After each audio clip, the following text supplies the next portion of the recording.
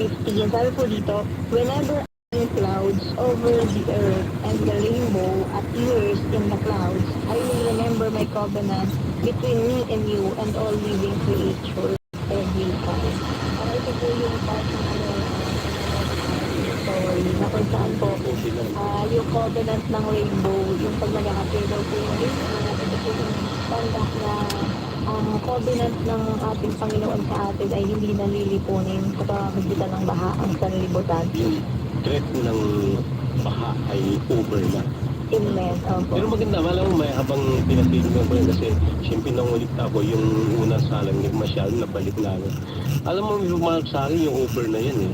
Lalo na inihunlay ko sa salitang goodness, termihan. Ay, ibig sabihin yan, kapag goodness ang dumating, yung badness is over. Nawawala yung kasamaan kapag dumadating na yung kabutihan. Kaya nga may salita sa Bidyang tinatalo ng kabutihan ng kasamaan. Nakuha ba yun? Bakit na-i-relate nga yun doon? Kumbaga, wala na po yung kasamaan. So, kumbaga, i-end na natin yung bagay na yun. Tulad po nung nabanggit nga po na supporting verse na ating pong binasa, yun din po yung parang gustong ipahiwatig sa atin ng Diyos na yung fear, yung takot na baka lupulin ulit sa pamamagitan ng baha is ma-over na. Kumbaga ma-overcome na natin. Wala na yon dahil naandito na nga yung covenant natin kayo. Hindi na tayo dapat na matakot.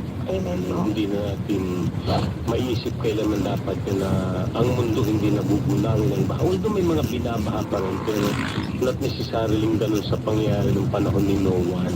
Na talagang lahat ng talagang naklaro. Tubig talaga makikita mo. Kasi kung mangyari na gano'n, ang daming mapipisa. Yun po talaga yung nakakatakot.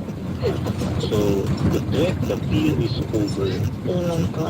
Lalo na din sa masama kapag ang tao ay nagpakasama, tinabot ng biyaya ng Diyos, ang kasamaan ay lumilipas at ang umiiral sa kanya ay kabutihan na. Amen. Ayan ba, Pastor, that may bakit po. Amen po. And pangalawa po letter. Nagmamadali ka yata. Pero pa po ba? Nag-agaw po. Ano yan? Huwag mo masyadong galingan. Ikaw, dati. Nag-aiman lang po ako. The second letter O po, ayan, second letter O stands for open. Ayan, from the song po na Open the Eyes of My Heart, Lord. Ayan po. Kasi may ang puso, kasi may bukasan nila na. Kaya may bukas ang puso ko sa iyo. Wow! Pero pag umutang ka, sarado. Sarado na po. Depende pala. Seasonal po. Depende po. Depende kung ano ilalapit mo, bukas ang puso. Pero pag umutang ka, sarado mo na. Namili. Ayan, so open po. Ano yung ano? Ayan, yung supporting verse po natin is from John chapter 4 verse 35. Ayan, ang ginamit po doon is, sabi po doon, don't you have a saying, it's still 4 months until harvest. I tell you, open your eyes and look at the fields. They are ripe for harvest. Ayan. Ayan, pinatitignan niya yung mga anihin daw. Pwede ng anihin. Yung mga blessing ni Lord. Napakaganda nga po na at least makita natin parang magandang reflection po Brother Ray na open, yung salitang open, napakaganda na kapag ikaw talaga open ka sa goodness ng Lord, andyan yung goodness ng Lord, ma-open po talaga yung natin kaisipan, yung perspective po natin na laging merong blessing, laging na andyan yung positibo. Kasi tuloy nga po nabanggit niyo, example niyo po, bukas lagi yung puso mo sa lahat, pero pag may mangutang, parang negative kasi yun. Parang negative na bagay. Pero pag nandiyan po kasi yung goodness of God, nandiyan yung kabutihan ng Diyos, talagang bukas ang mata natin, ang isip natin, yung pagtingin natin sa mga mabubuti na binibigay ng Diyos sa atin. Kumbaga yun yung mas na-emphasize. Ako naman ganito yung pananaw. Yung open, kasi yung sabi, open your eyes and you will see the harvest. The harvest is The ripe for harvest. The ripe for harvest. Ibig sabihin yung brother and sister mo yan, kapag iminumulat mo ang mata mo sa paligid mo, kitang-kita mo yung kabutihan ng Diyos. Kahit na may mga pagsubok, kahit may mga hirap, kahit may mga dusa, kahit may mga sakripisyo kang ginagawa, still, mararamdaman, mapapansin mo pa rin yung kabutihan ng Diyos na ginagawa sa buhay mo. Lalo na kapag spiritual person ka na, di ba? Amen. Kasi tayo, ang tinitignan natin yung beautiful side, lalo na kapag kilala mo ang Panginoon. Sa ibang taong mundo, ang tinitignan nila yung kawalan ng isasain. Yung problema po. Hindi, totoo naman yun, di ba? Gating. Oo. Kaya, problemado na, nakasimangot pa, wala ng pera, ay tatlong kalbaryo yun. Kaya mga nag-missionary, kahit walang pera, nakanganga. Nakangiti po. Nakangiti kayo. Bakit alam Kung po? pumurma, kala mo may pera. Ano? Bisitahin mo bulsa, wala naman laman. Pag kinagita. Yun yung sinasabi ng punto doon na nakita ko yan. Kapag mulat ka, open ka, pati sa puso mo, bukas ka rin, sister yan. Yung goodness ng Diyos, ramdam mo, dama mo. Kasi hindi ka masyado nakaturo sa mga kawalan, problema, pagsubok, mga hirap na nararanasan natin. Kaya, kita mo ang Pilipino, dyan very, Diyan po tayo kilala. Yung kilala na, attitude po, no? marami nang binabaha na nga, inaano na yung gamit, nakapicture pa, selfie pa, gano'n, sister yan. Imbis na mag-alala po, no? Ginawa pang bangkayo po ang gamit mo. Swimming pa din. Only in the Philippines lang po yan. Dito ka makakita ng mga ganong ugali. Eh, sa ibang bansa, makarinig lang ng kaunting problema. Iba na ang reaksyon nila. Eh, sa Pilipino, nagbubumba na sa katabi. Wala pa. Nagiinuman pa eh. Naka-live pa po eh. Naka-live sa Facebook. Video pa, live pa. May nagbabarila ng Diyos. Ramdam na rin. Ayan, mas nakikita po yung pagkilos ng atin po, Panginoon. Ayan, natin rin po kanina nga po habang nag-share kayo ng Brother Ray. Sabi nga po sa Matthew chapter 11, verse 28, yung come to me, all you are burdened. Parang ganun lang din po yun eh. Di ba? Pag malapit po tayo sa Diyos, papagaan yung ating mga pinapasin, yung ating mga dinadala, yung mga problema. Kasi tama naman po yun eh. Yung mga problema nandyan lang po yan eh. Lagi din hindi nawawala. Pero hindi rin po nawawala yung pagpapala at saka yung blessing na binibigay sa atin ng Diyos. Kailangan lang natin maging open na makita po iyon na laging naandyan, laging meron, laging naandyan po yung kabutihan ng ating Panginoon. Pagkilitan kita, parang wala kang... Should I pray, Father? Ganun po talaga. Lalo pag nakikita ko, pulang-pula lagi yung malaki. Hindi ko yan nabubura. Parang tato. Yan po ang patunay kapag kay Lord ka. Kaya lang ano ba problema po? Mamaya pagdating mo Kahit short na po, may lead. tatanungin ka ng mama mo na, niluloko ka ni brother. Puro binibiro kayo. Puro biruan lang kayo. Nakikinig po yun. Shout out po. Okay, uusap tayo. Baka Baka ma-overtime pa. 30 minutes na lang po. may overtime naman eh. Letter O. Pero, Third letter O po is stands for order. Order. Ayan. From the song po, the steps of good man are ordered by by the Lord. By the Lord. Ayan. Yung mga kantang yun na pinakikinggan ko gabi, parang matatagal na mga kanta eh, no? Nare-revive na rin Oo pati. nga po. Parang Inuulit-ulit ko Christian nga songs, po eh. Kasi hindi ko nare-revive po na. nabutan. Ay, ganun. Ako nakaupo na ako noon eh, natapos na kami mga Pangatlo na po eh. Pangatlo na Ang po. ganda eh, no? Tapos yung sharing ni Ronald, ang ganda eh. Opo, ma'am. Umang-umba sa patuto ng buhay niya yung kanta eh. Oo. Binago po talaga. Redirect. Redirect po ni Lord yung... Inayos yung landas niya. Opo. Habang ano nga po ko, nakikinig parang maalala po yung prodigal. Anong verse niya? Ay, eto po. Mula po sa Psalms 37 verse 23. Yun, Sabi po doon, the Lord makes him the steps of the one who delights in him. Kumbaga parang pag nag-decide po talaga tayo na kilalanin at lumapit kay Lord, siya mismo yung mag-aayos po nung ating direction, kung ano po yung dapat ayusin sa ating pong buhay. Sabi nga ang ating Diyos din po, He is also the God of order. Dati ang nilalakaran niya parang dating daan eh.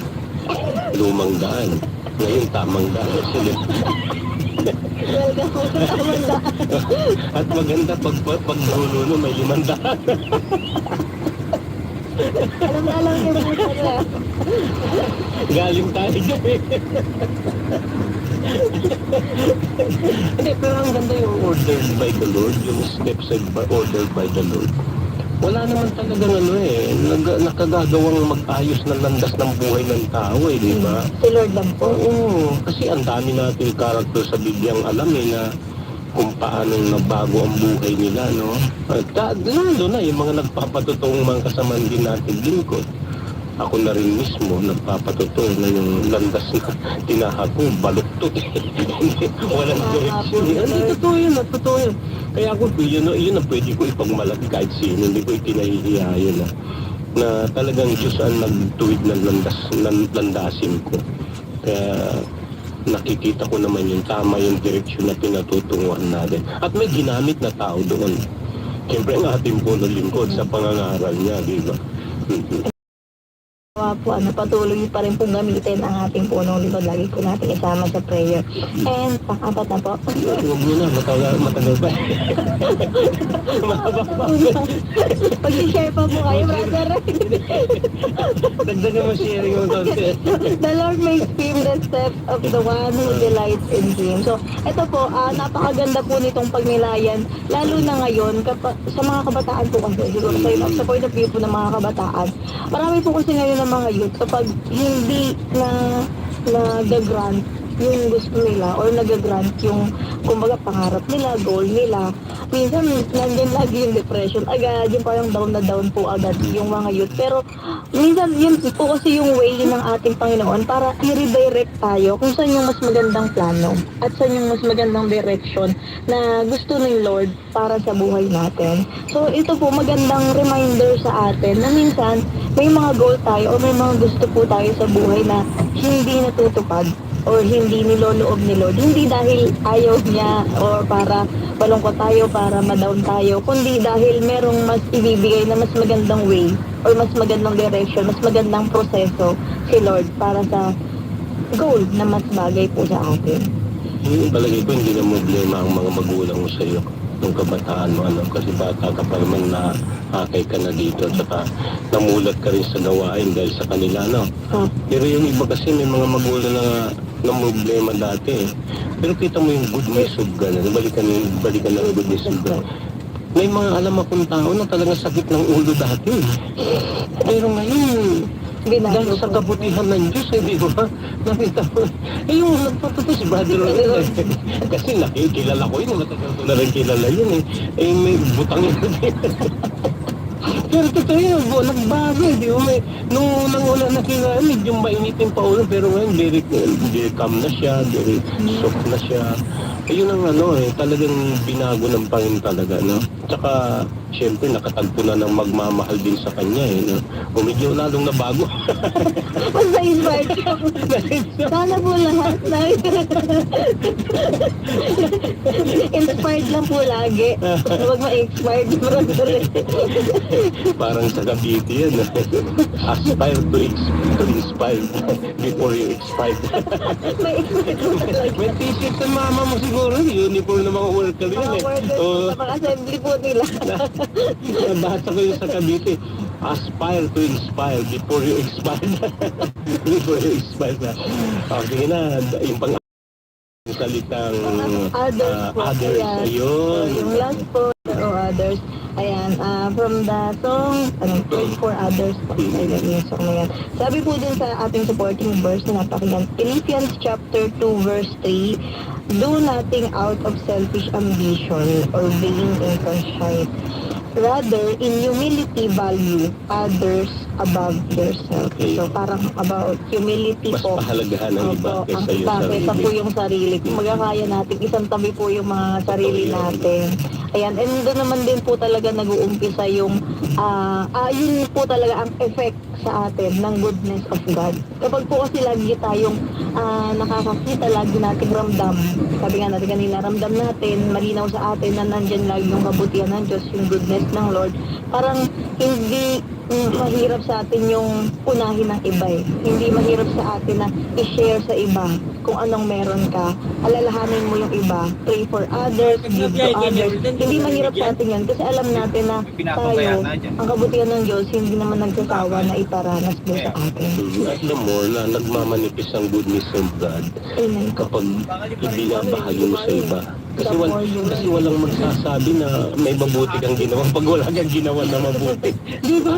Kapag sarili mo lang ginawa mo na mabuti, at sa Diyos lang yung halimbawa, maging mabuti ang Diyos sa'yo, sinarili mo rin, hindi ka nag-abot, hindi ka tumulong, hindi na maabot ng iba yung kabutihan na Nawala po yung Oo. others. Parang andun lang yung Para selfishness. selfishness. Opo. Makasarili ka.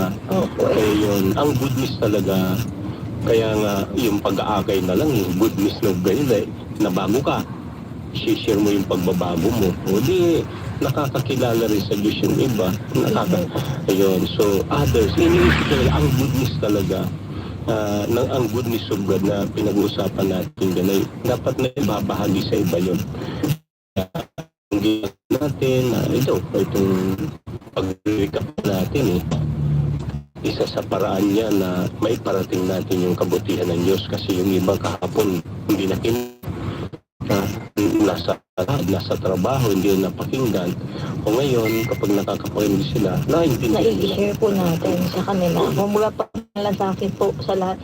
At yung others, o pag natin sa ibang tao, hindi lang din po yun tungkol sa material, sa kung anong bagay na kumbaga nakikita, visible, kundi mas importante nga, intulad po ng nabanggit ng Brother Ray, the Word of God. Lagi po natin i-share. It is always meant to share to others. Kaya nga sabi po sa awitin, di ba, pray for others. At yun din po yung pinasigaw ng ating punong lingkod. Pray for others. Isa na po yun sa mga bagay na libre nating ibigay po sa lahat sa lahat po. Kahit na sila malayo o kaya kakilala mo natin o hindi, yan yung bagay na pwede nating ibahagi sa iba. Pray for others. Yan ako yan ang kayamanan ko. Panalangin. Oo, panalangin sila lahat. Pareho. Kahit hindi tayo panalangin, ipapanalangin natin sila. Yan po tayo mayaman. Yan na lang kayamanan natin. Minsan umaga, over naman na ba? Di pa po nagkakape. Ingat mga idol. Minsan may miss pa nga. Tapos pag hindi mo na ito, pagagalito na. Wala na po gano'n. Laging magdasal sa Hanggang ano lang po, pa-pray lang. Sige, so yan lang muna ang ating apat na O. So, the first O of the word goodness, yung ating healing pastor na tinatay ng ating punulingkod. Yung Goodness of God. Amen. So, pati na Mr. Melba Libera, happy listening. At ito yung matagumpay na operasyon ni Sister Asusina Dasilio, no? Ipanalangin natin. Ang hopefully na ito kahapon. Si Stephanie Joseph Dipo and Sister Vicky, yung kanyang kaibigan. Yan sa Ermita Baylati. Basta-basta. Magkakabilang naman. panalangin. Ayan. Siyempre, lagi po nang itinay Sister Betona, Sister Fe. Ito mag-uunat po ng mga kinig kasama po kayo sa prayer. Ay, Lahat kayo kasama. Hindi kayo others sa amin. Wala pong others. Lahat tayo. Kasama po. Hindi po, panalangin po tayo. Alam Ama, Anak, Espiritu Santo. Amen. Panginoon aming Diyos, ang mga pangilihan sa lahat. Maraming salamat sa buhay ng bawat isa. Kailangan din po namin na patuloy niyo pong palakasin pagyamanin ang buhay ng aming minamahal na punong lingkod upang siya ay lalo niyo pa pong magamit para makapagbigay ng mga healing password sa lahat po ng iyong mga lingkod. Ganun din Panginoon, dalangin po namin na lahat po ng aming napagnilayan ngayon ay magsilbing kalakasan, pag-asa at biyaya sa lahat po ng tagapakinig. At ang lahat po ng ito inaang namin sa pangyarihang Panginoon Jesus at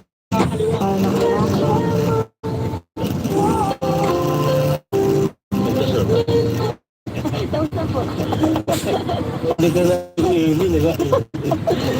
Pansamantala, hinto kami mamaya babalik kami ni Sister Mayan sa ng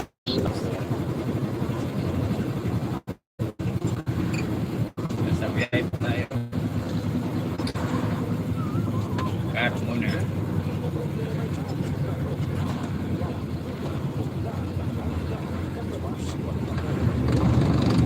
Ayan. Yung matraffic. Matraffic. Lahat sa mga karawan, happy birthday. Happy birthday kaya Kuya Jam. Happy birthday. Birthday niya. Bernes ba bukas? Bernes bukas na ba? Birthday mo. Andito tayo sa Carmona. Carmona. Gusto lang bukas. Ha? Webes. Bibis bukas? Oo nga. Bibis pala bukas. Kalang.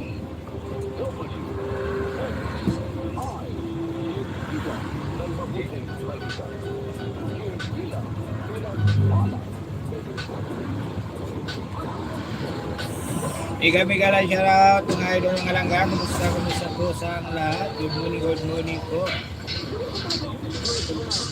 Uy! Galit.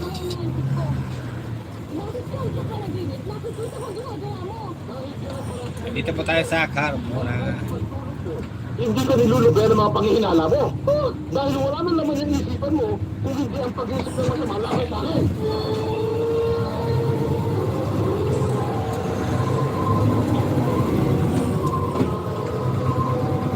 Esyo.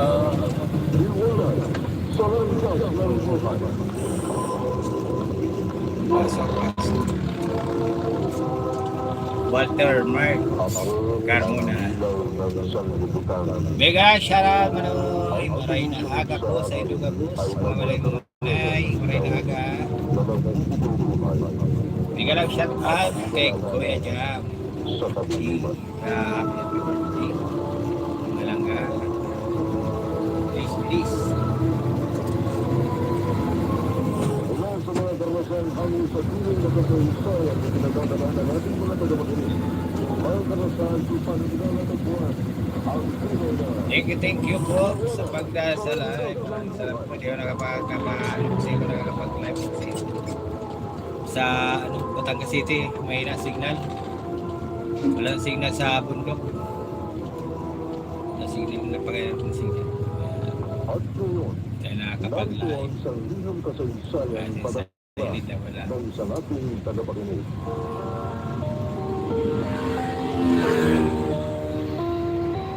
Oh my God. Dear Brother Mike, glory to God. Glory to Christ. Limit yun in the house. Hindi ka lang siya. Alam niyo, dahil magulo ang aming tahanan. Dahil sa aking pagiging silosa. Malimit,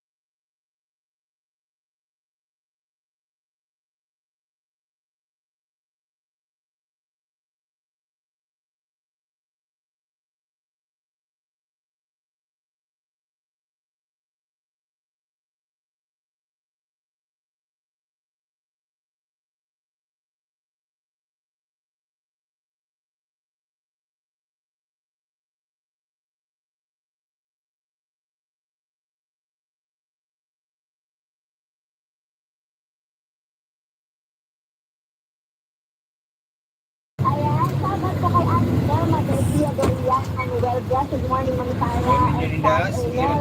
Shout out din kay Vanessa Buwagan. Goya Lumayo, hi Ate May. Doon nakapita din sa ating QCT na parang Bang Dendela. Hello po, ako naman po FTV. Hindi ko literal na naging addict or whatever. Medyo mahaba to pa. Kagaya ko kasi pinagulat ko sa Christian sa akin. Pero pagpasok ko ng ministry dati, parang sama-sama lang din po, pero habang tumatagal, enjoy ko siya. So nakapunta po ako sa worship ministry from high school. Then nung ako po ay napunta dito sa Laguna, ayun, naganap din po ako na mag-feed sa akin spiritually. May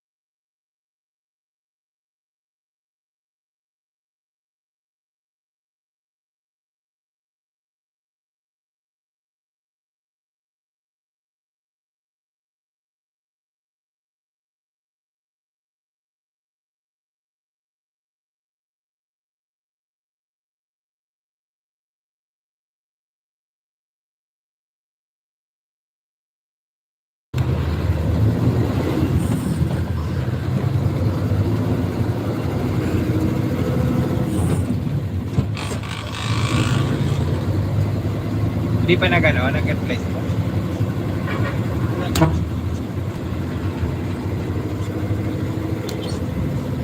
Million in the house, may gala shoutout.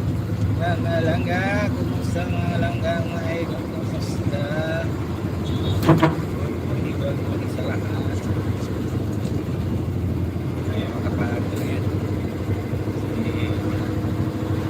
Yan tayo.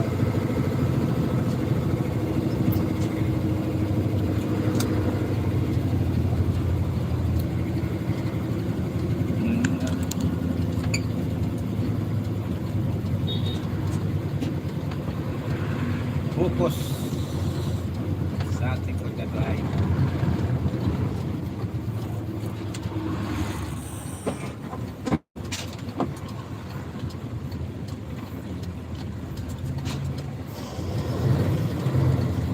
Saka ano na yan, kasi light na yan, pinipilit pa rin. Pinipilit pa rin na ipasok. Sasakyan niya.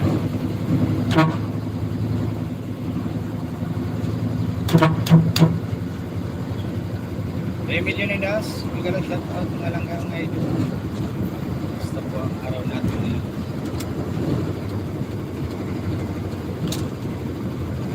Drive po tayo. Balik tayo ng Batangas City. Punta lang tayo ng Binyan. Papalisin. Sabay nabalik po.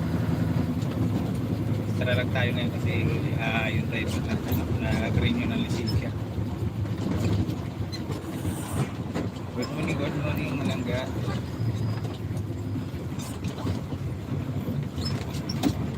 Dito kami sa Carmona.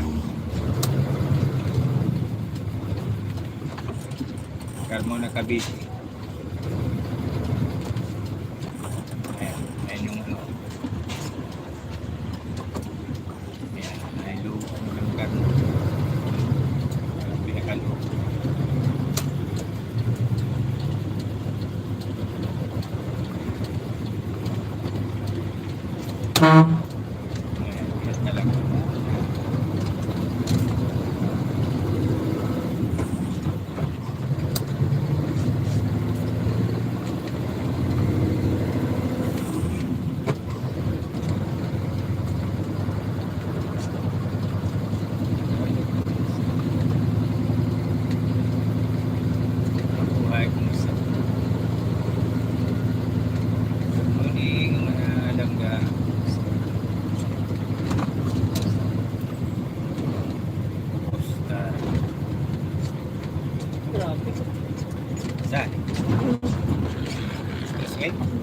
traffic? Saan? Aba, ganun. Punta doon? Okay tayo. Diyan may express pa kung tayo eh.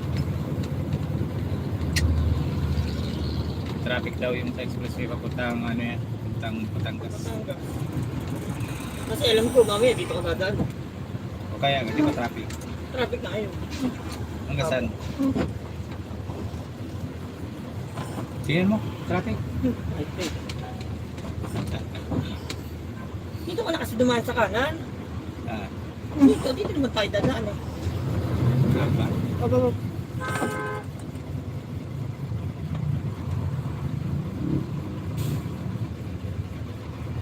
O ano?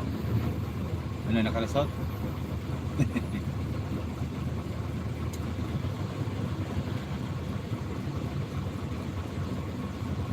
Parang hindi nagwas ng kotse. May barangay na magbalay. Ba't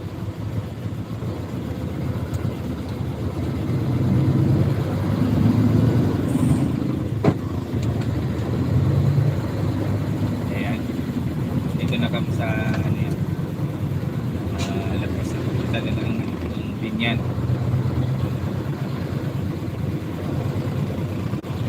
Kalapot na yan. Alam ko yan.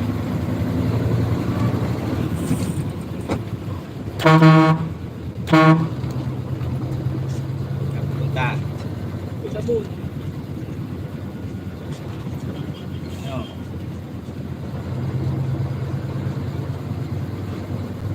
Ayun, dyan. Ang Ano pinagkagawa nito? yan ang magagawin eh. Sabi mo muna, bago hanapin mo yung lugar na pupuntahan mo. Madadali ka dyan eh, kaya tayo nadadali sa mga may walang disiplina eh.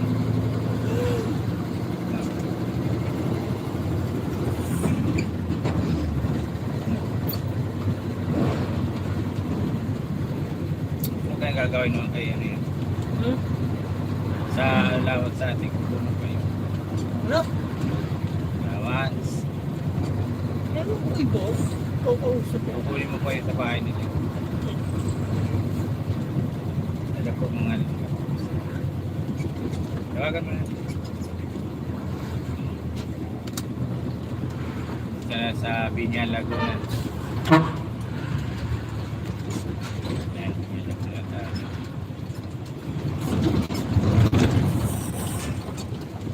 Yan. Mamatay mo si Palay. Tinatawag pala. Ay, number ka kayo ba? Ano yan? Kayo? Wala. Di ba naman ito cellphone ko? Ano ka ba naman ko? Ha? Di ba yung cellphone ko? Hindi, SIM card yan, isa lang. Iba rin yung SIM card niya. Iba yun eh. Hindi, paano pala yung mga contact mo doon? Hindi mo ginawa. Wala akong tawag. Tao. Wala nga. Wala akong load pagtawag. Sabihin mo wala ka patawag. Tsaka wala rin ako contact niyo na dito. Kahit isa. Di ba naman yung number ko dun eh?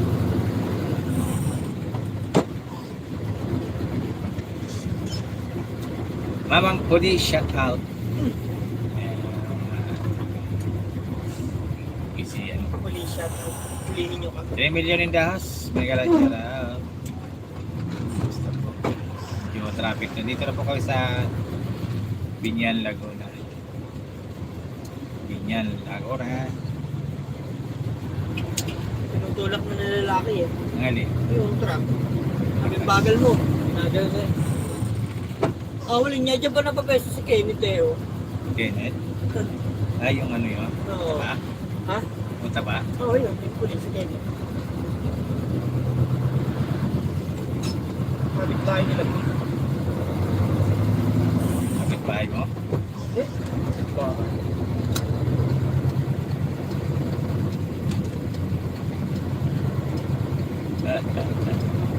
Si Maro.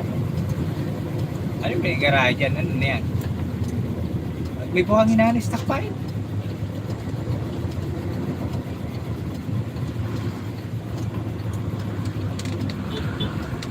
Gilid pa! Nakita na nakasahasal. Tuloy-tuloy pa. Gilid pa! Ito mama. Dito lang po, babay muna po. Dito tatawag. Bye-bye. O, di nagana yung isa? Ngayon, nagana? Babay po. Muna, babay po. Love you all.